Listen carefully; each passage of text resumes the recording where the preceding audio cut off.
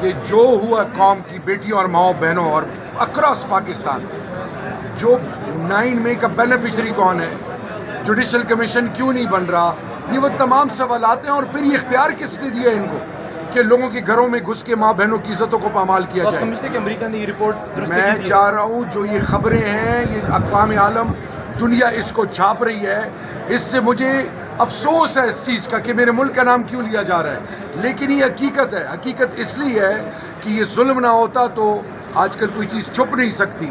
ان نااہلوں کو سمجھنا چاہیے، گھسپیٹیوں کو، یہ جو چور اور ڈکیت اندر بیٹھے ہیں، جو قوم نے جن کو ریجیکٹ کیا، ان کو کیا پتہ کہ روایات اور حق اور انسانیت اور لوگوں کے حقوق کیا چیز ہے.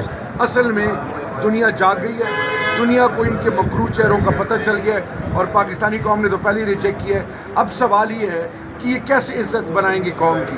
یہ وہ سوال ہے جس پہ پوری قوم نے سوچنا ہے.